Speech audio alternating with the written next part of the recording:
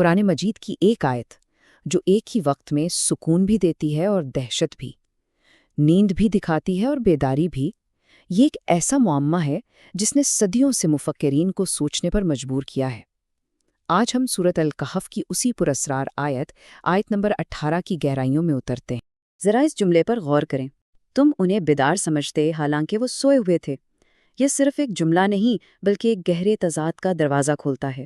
یہ آیت ہمیں ایک ایسی دنیا میں لے جاتی ہے جہاں حقیقت ہماری عام سمجھ سے بہت آگے ہے، اور منظر اتنا عجیب ہے کہ دیکھنے والے کو خوف سے بھر دیتا ہے۔ تو چلیں اس آیت کے ایک ایک حصے کو کھول کر اس کے رازوں کو سمجھنے کی کوشش کرتے ہیں۔ اچھا، اس آیت کے معمے کو حل کرنے سے پہلے یہ سمجھنا ضروری ہے کہ یہ سارا منظر ہے کہاں کا؟ آخر یہ سب ہو کہاں رہا ہے؟ ہر بڑی کہانی کا ماحول اس کے معنی کا ایک اہم حصہ ہوتا ہے، اور یہاں وہ ماحول ایک پراسرار غار ہے، ایک ایسی جگہ جو پناہ گاہ بھی ہے اور ایک طرح کی قید بھی۔ بات یہیں سے شروع ہوتی ہے۔ سورت کا نام ہی الکہف ہے۔ عربی میں یہ لفظ کسی چھوٹی موٹی کھو یا پناہ گاہ کے لیے استعمال نہیں ہوتا، بلکہ الکہف کا مطلب ہے ایک بہت بڑا، وسیع اور گہرا غار۔ تو نام سے ہی ہمیں اندازہ ہو جاتا ہے کہ یہ کوئی عام سی جگہ نہیں، بلکہ ایک ایسی وسیع دنیا ہے جس نے اپنے اندر گہرے راز چھپا رکھے ہیں۔ اور مزے کی بات یہ ہے کہ یہ صرف کوئی خیالی قصہ نہیں ہے۔ یہ جو نقشہ نظر آ رہا ہے یہ ترکی کے شہر ایفیسس میں موجود ایک غار کا ہے۔ بہت سے تاریخی ذرائع کا ماننا ہے کہ یہ وہی جگہ ہو سکتی ہے، اور آپ خود دیکھیں اس کا اندرونی حصہ واقعی کتنا کشادہ اور کھلا ہے، بالکل ویسا ہی جیسا قرآن کے بیان سے لگتا ہے۔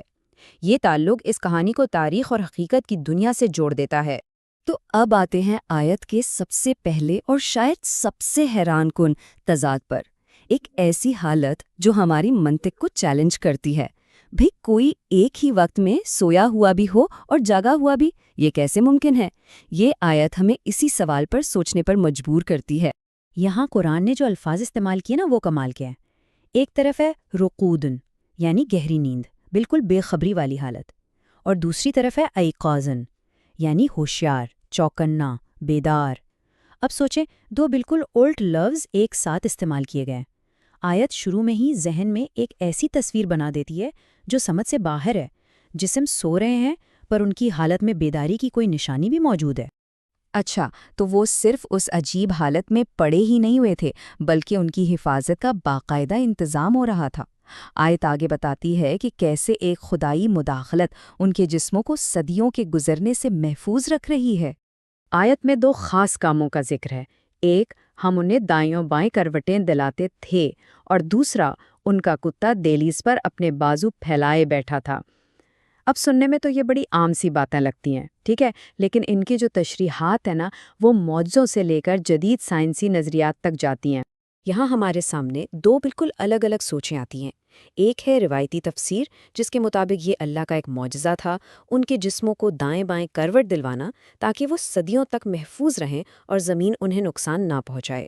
اور دوسری طرف ایک بالکل جدید سائنسی نظریہ ہے جو یہ کہتا ہے کہ شاید یہ لوگ ایک ٹائم ڈائلیشن زون میں تھے، یعنی ایک ایسی جگہ جہاں وقت بہت ہی سست چل رہا تھا، اتنا سست کہ باہر سے دیکھنے والے کو ان کے حرکت نہ ہونے کے برابر لگتی۔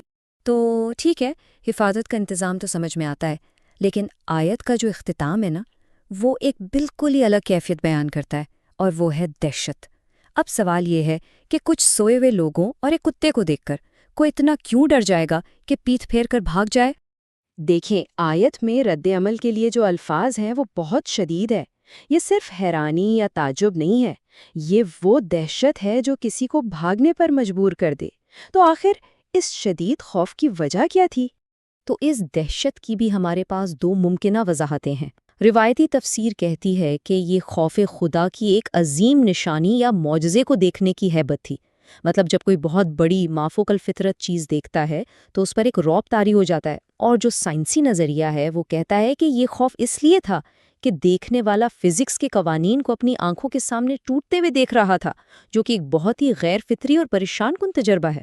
وجہ جو بھی ہو، نتیجہ ایک ہی تھا، شدید دہشت۔ تو اب تک ہم نے اس ایک آیت کو کئی اینگلز سے دیکھا ہے۔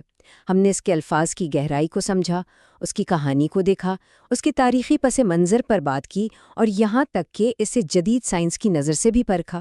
اب سوال یہ ہے کہ ان سب الگ الگ باتوں کو جوڑ کر ہم کیا نتیجہ نکال سکتے ہیں؟ اور یہی اس آیت کی خوبصورتی ہے۔ اس کی کئی پرتیں ہیں۔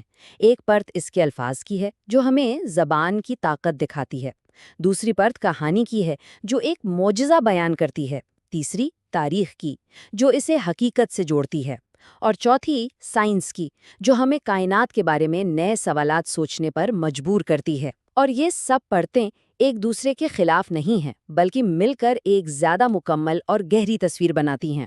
تو آخر میں اس ایک آیت کا یہ سفر ہمیں ایک بہت بڑے سوال کے سامنے لا کھڑا کرتا ہے۔